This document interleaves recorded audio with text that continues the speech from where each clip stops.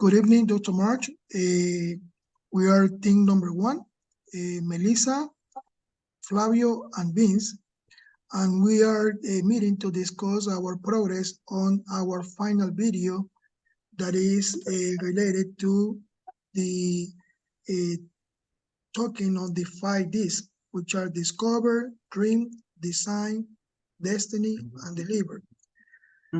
For this activity, we are going to start by kind of presenting a rough draft of what we have done so far. Mr. Flavio is not in the meeting because he is doing some family issues, but he will send us his work tomorrow so we can check it. And I can also include within the final document kind of like a screenshots of what he sent me. Okay, Ms. Melissa, thank you for meeting. Let's start.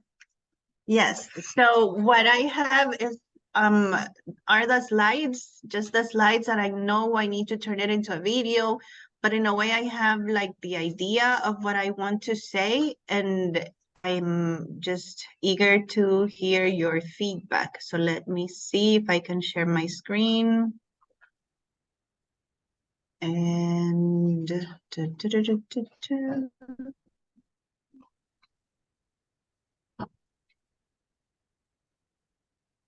let me see. There it is. Okay, so my idea is called Expanding Flexible Learning Spaces at EIS, Promoting Creativity from ECC all the way to high school. So to define my idea, I want to just make sure that all students at EIS continue to foster that enthusiasm for learning, for exploration, in a way that they can make it their own. Having these spaces that will definitely create an impact on them. So we can see here at the ECC that we have this flexibility to just go outside, and we have on this picture on the back, we have a reading nook outside next to nature, and we kind of use different spaces outside of the regular classroom. For my next D, which is discover, I really celebrate, and I see that one of the biggest things that we have at EIS is the campus, our campus that is next to the Merendon Mountains, and how this views, and just by looking outside the window, you just get creative, or you just get at peace, and you can just come up with different learning experiences, and we can have definitely fantastic results in student learning. So we can somehow see that some teachers take their students outside, or they kind of work this out in a way, and even though we don't necessarily have these flexible spaces, but they kind of work it out in a way that they can still be using all of these spaces around school. For the dream, I always question, why is it that everything is evolving, everything is changing?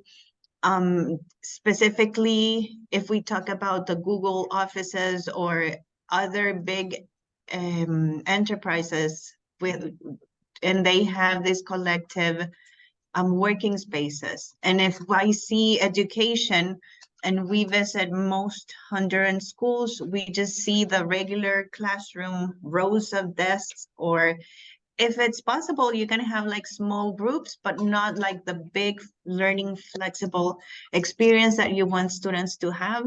So this is something that I really, really want to dream about at EIS, for us to have, for example, here, I have the first picture, which is all the students just waiting for teacher to talk and just having this teacher guided lecture. But then if you see the other pictures, and this is what we want, what I would like to see at EIS, is how the teacher can just be flexible and walk around and just guide the students, and for them to do the rest of the learning.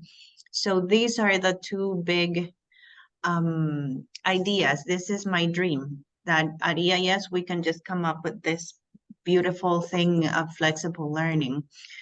We then have design. I did study and I did my little research about how to conduct this, and I know that there has to be a lot of information regarding on how we can implement this, all the teacher training on how to use the different spaces, what is expected from students.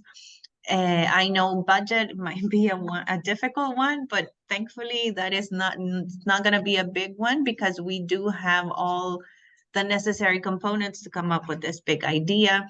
So I do have all these steps here, and I will just gladly go over them.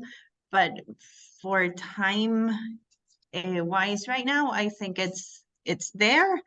I can go in deeper into them, but to have a big idea, that's what we are going to do.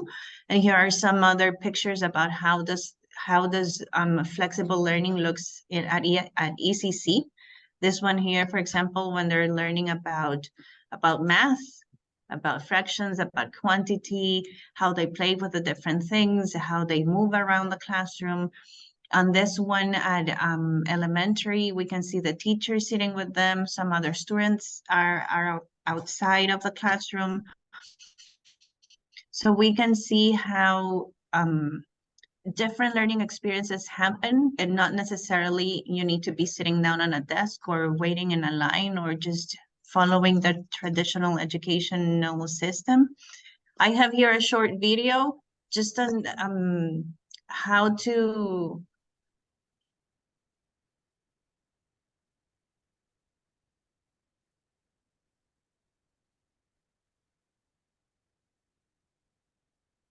and they're just a little glimpse of how does it look, a teacher guiding and not a teacher lecturing, and a lot of social education, like social learning happening. And my last one is Destiny.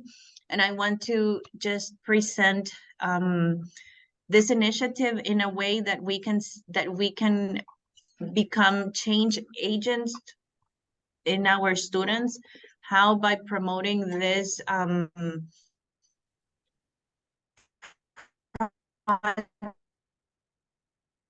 project-based learning, and just how we can just be having that students in our classroom, the next Malala, the next Greta, and just for them to explore, because that's what learning is about, exploring all the different possibilities, and for them to know and follow their passion.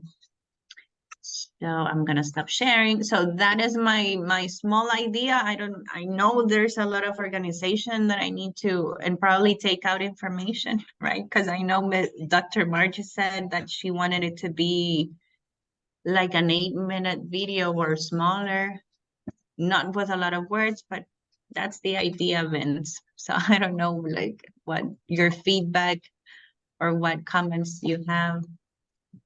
No, it's your idea is very concise and precise. Probably what I will add some data, some numerical data would be good, just to catch the attention, make some comparisons, with things that have been done in the past.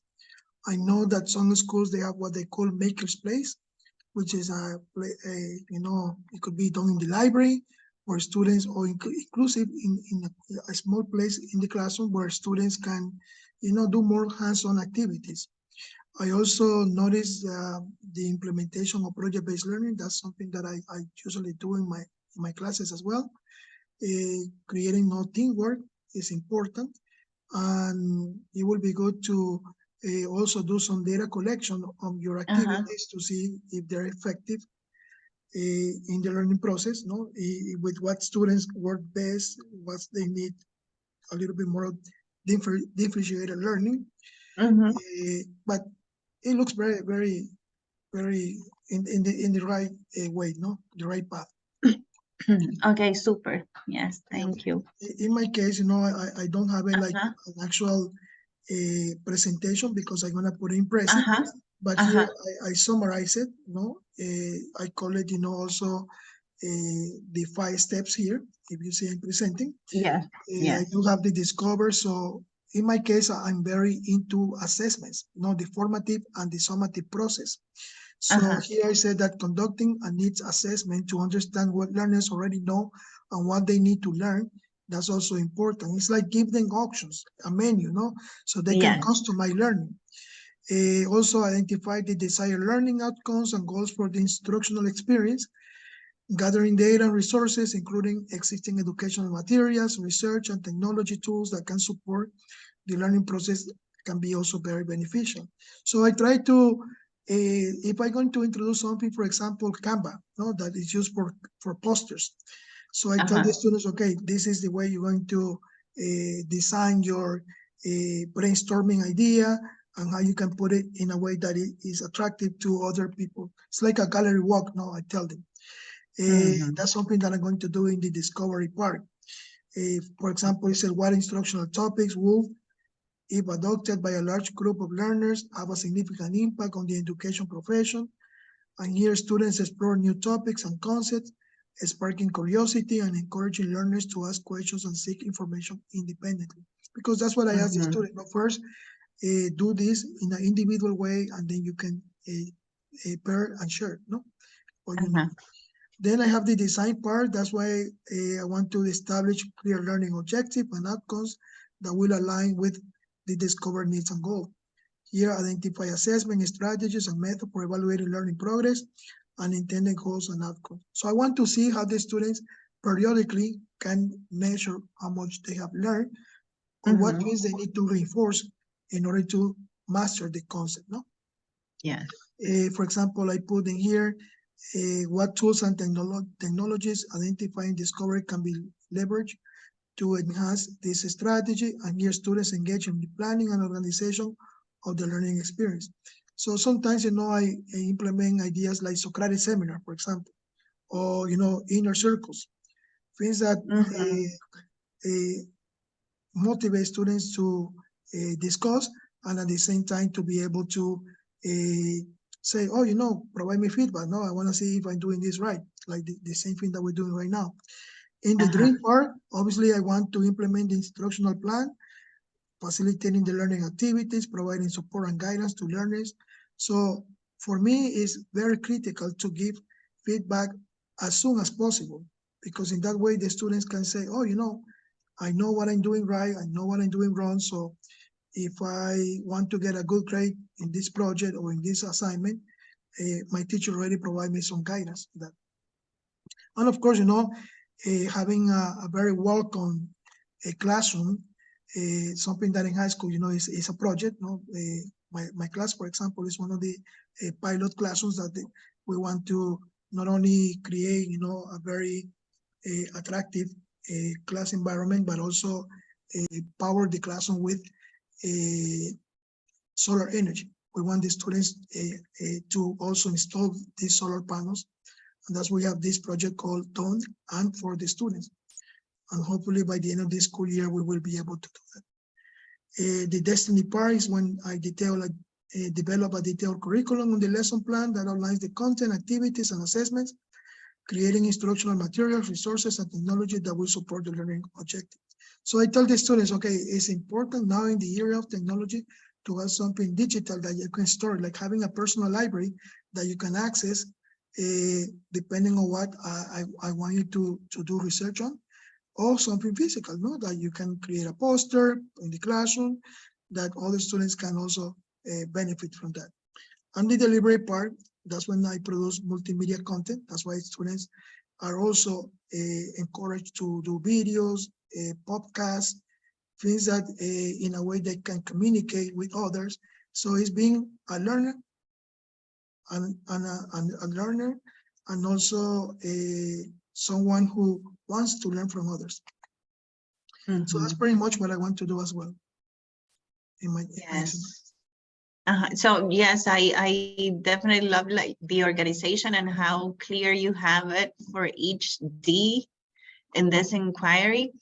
And I can really see like the benefit in the classroom of really identifying like in supervising in a way how our students are learning, because that's what we're there for, just to make sure that they're all learning. So this is a very clear example of how our teacher leadership will be able to supervise in a way how our students are learning and receive that feedback in a way that we can reflect on our practice and just change it in a way that it's more beneficial for the students. Like you were saying, like in the Destiny one, once you have all this information, you're going to create this curriculum or these new lesson plans that will really target those specific needs in the students. So I really see like that organization, and it's really nice to see it this way. And like you're saying, the other part is the one that you're missing, but that's like the easy one, I guess. Yeah, Just to put it together in a video, just to put it together in a video and have it ready. But yes, I do enjoy like watching this and the organization and all of that. Yeah. No, I say that at the end, both of us, we want to bring solutions, no problems. We want, to create this environment, where students feel welcome and they feel that, they can learn in different ways, because, we don't have only one type of learning. We have visual learners, we have auditory learners, and we also have kinesthetic. So my idea also is like when the students come to the class, that they can even have like a menu of options that they can choose to learn from. And obviously those options, they will have different levels, So somebody who probably is able to level 1, which is not the basic level, they can say, oh, maybe I want to take some risks and go to level 2, which is not like a more challenging level, or why not get to level 3, which is not like mastery level. So that's pretty much what I want to do in my action plan. Super. Yes. So I'm going to stop recording for the moment. Thank you, Dr. March, for your time also to watch this video.